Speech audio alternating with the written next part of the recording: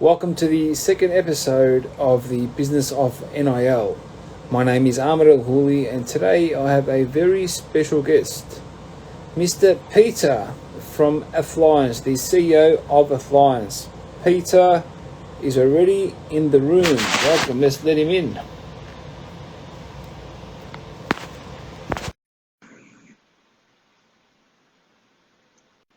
Here we go.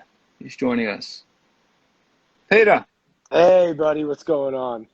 how are you, buddy? How's things? Good, man. I can't complain. I appreciate you having me. It's an absolute pleasure, mate. Thank you very much for joining me on the show.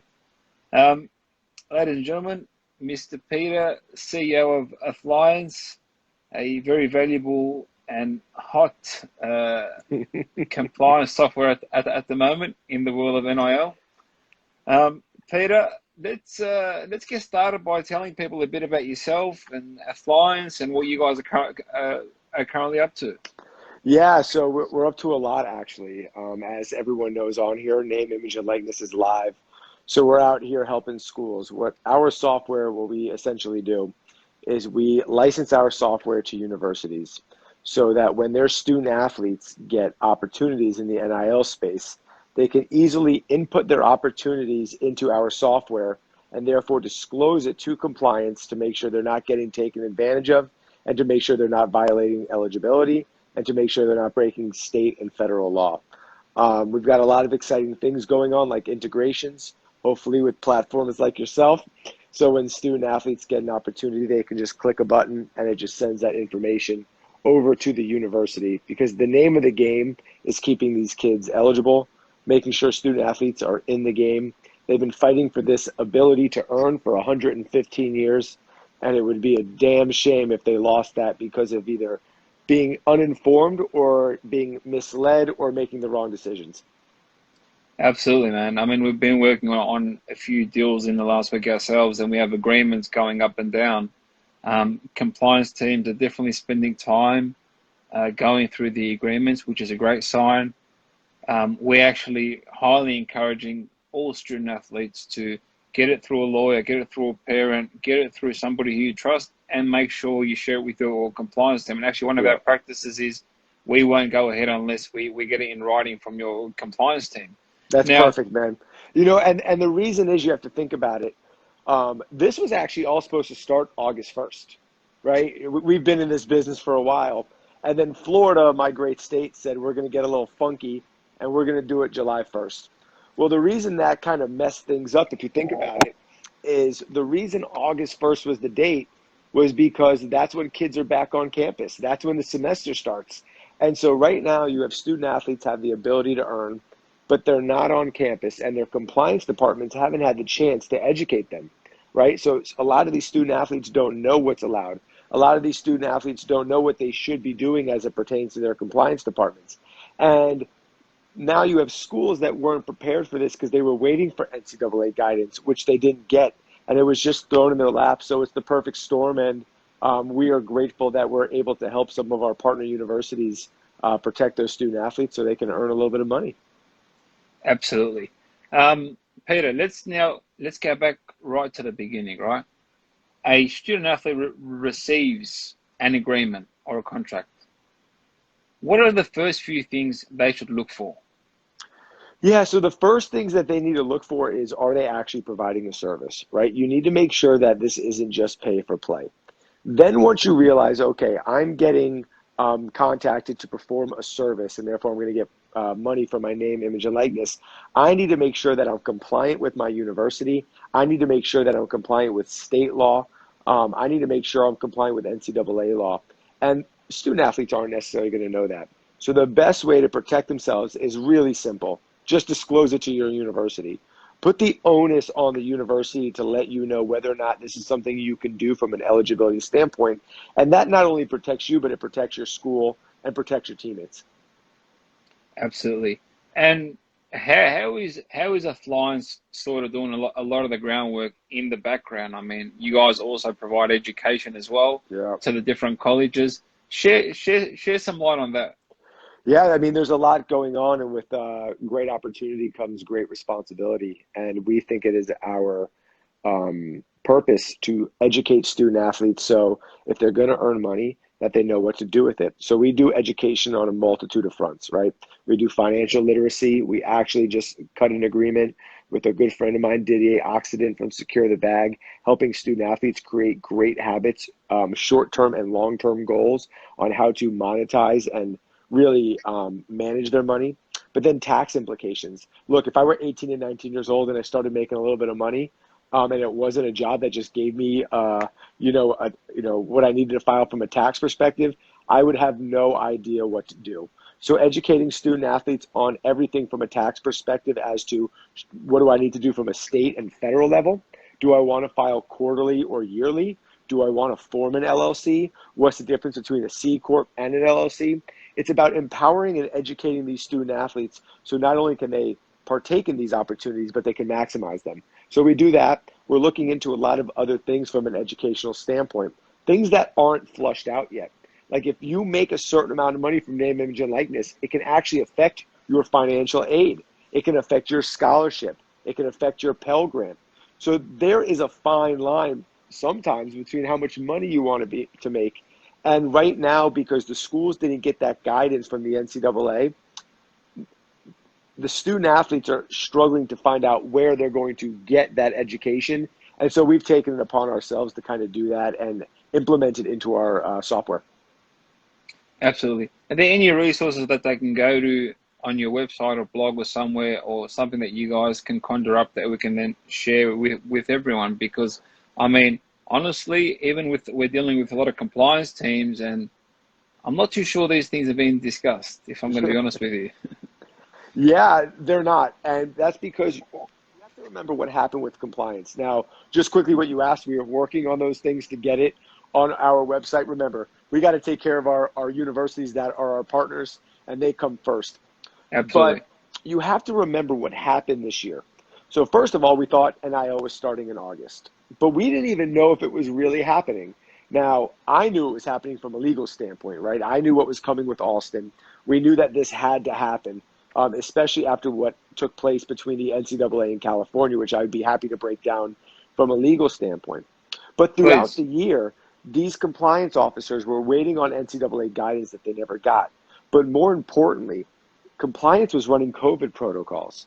They had to make sure these games went off without a hitch, recruiting went down. They had to make sure that everything was running smoothly. So by the time basketball ended, you're talking about April.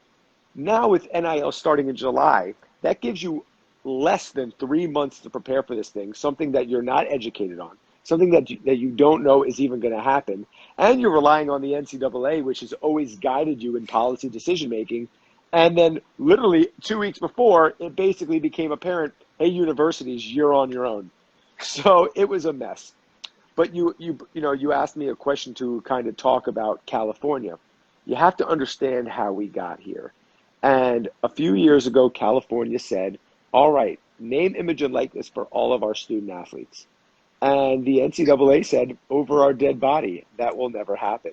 And California said, we were hoping you said that. If you deem our athletes ineligible, we're going to sue you in federal court. And when we go to federal court, we're going to go to the Supreme Court and we're going to bring up amateurism versus employment. And the NCAA did not want that battle. So the NCAA said name, image, and likeness. So based on that, and once states started introducing their own legislation, like Florida in July, we knew name, image, and likeness was starting in July unless Florida and other states agreed to back it up. Because the NCAA really had two options. Either A, allow everyone to do name, image, and likeness, which was the reasonable option, or B, sue those states in federal court, stopping them from name, image, and likeness. But if they did that, they'd be back to square one with California, which is those states would turn around and say amateurism versus employment. So that's why, to me, Alston wasn't so surprising. What was surprising about Alston was that the NCAA actually asked the Supreme Court to take it up, because the ruling was pretty clear and dry. We knew what was going to happen. We knew that the NCAA did not have antitrust exemption. And if they didn't petition the Supreme Court, we don't get that big line from Kavanaugh. We don't get that 9-0 crushing by the Supreme Court, which caused the NCAA to panic. And so that's how we got here. We've been preparing for it from day one. I know you've been preparing for it for day one, but universities necessarily weren't. And there was a lot of reasons for it, both understandable and not understandable. But that's what we're here for, right? That's what Athliance is here for. We're here to protect those universities. We prepared for them. So, when you sign up with us, we take care of everything. Absolutely. And that's the whole point of this series, really, honestly. After the feedback that I was getting from some of the athletes early on was they really had no clue where to start. So I thought, why don't we put together this series with great people like yourself and many more to come so we can educate these student athletes. Um, Go on, sorry. Yeah, no, that's been the wildest part as we kind of open this up to our schools and we start embarking on this journey is not only the lack of education from a university standpoint because of their lack of guidance from the NCAA, but if you follow Twitter, you had all these people talking about name, image, and likeness and all these things that student athletes could do. The ones that didn't know what they could do were the student athletes. And so we're getting lots of questions on that end. What can't I do? And really, right now, there isn't a lot of guidance, and it is the Wild West. And the best way to protect yourself is before you enter into any deal, before you accept a single penny, put the onus and the responsibility on your university, disclose the opportunity, and let them make an eligibility determination. Absolutely. Some of the NIL policies that are currently out there from the NCAA, who they've said could be applicable to the 50 schools, those that are without state policies and whatnot, or state laws. Um, how do the kids understand these rulings? I mean, Yeah. is it is there like a brief summary that you can make of it or something? Because obviously, for those that don't know, Pete's actually an attorney himself, a practicing attorney. So he definitely understands all the law jargon and whatnot more than myself and the student athletes. So is there Yeah. something that you can share with us, Pete? Yeah, so it's quite interesting because states are all over the place with their legislation. Universities are still scrambling to come up with their terms and policies. So, really, the main prongs that you want to look at are, again, like I mentioned earlier, are you actually being contracted to provide a service, right? Do I have to do a post? Do I have to sign an autograph? Do I actually have to do something? Okay? Because if you don't have to do anything and someone's just giving you money, that's pay for play, and that's what you have to worry about. All right. But really, this is the perfect storm, and this is what the NCAA wanted. They wanted they wanted universities to not know what to do. They wanted athletes to go out and get lots of opportunities, and what they wanted were those opportunities that just came in from the University of Miami. So the University of Miami just they didn't ink the deal, but all 90 scholarship players inked a deal with, I think it was Top Team, a gym. It was done by a booster. It was facilitated by an agent, right? And now every kid is going to get money, and it's contingent on them posting. And they don't have to accept the money if they opt out. But here's the problem: who's going to monitor that? If a student athlete gets that $500 a month, and they didn't post and they didn't do anything, is that pay for play? Right? That's where things get hairy. That's where things get crazy. And now what's going to happen is you're going to have boosters at other universities trying to up the ante, spending more money, getting crazier, and that's where the scandals happen. Add that to the fact that states are now saying to Congress, hey, the rules are all over the place, right? Michigan's rules are stricter than Ohio's rules. Well, that gives an advantage to Ohio State over Michigan. That doesn't make the Michigan fans happy, right? So now you have states reaching out to Congress saying, all right, it's time to get a uniform rule. And while they're sitting back, the NCAA is waiting for a scandal, in my opinion, because then they get to say, see, you did need us. You did need guidance. We aren't useless.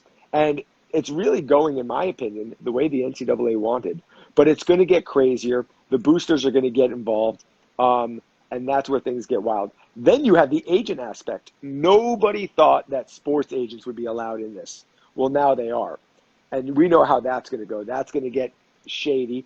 That's going to get scandalous. And again, the more scandal, the more chaos, really, the better it is for the NCAA to come in and say, you need us. Let's get some rules. Let's get this thing going.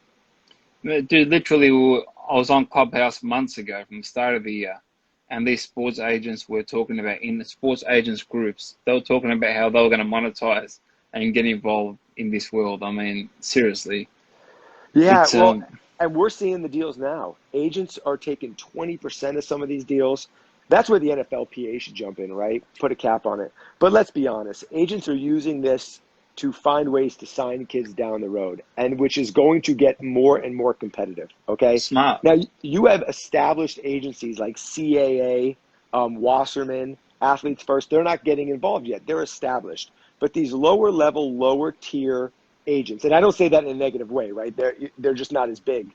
They're slow, looking for that advantage, right, to sign players, and the best way to do it is get in early. And the best way to attract them, unfortunately, is to do whatever it takes. And oftentimes that brings scandal, and it's the Wild West.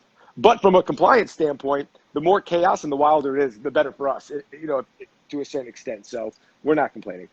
it makes you a lot more valuable. That's why the University of Miami needs to jump on ASAP if they haven't already.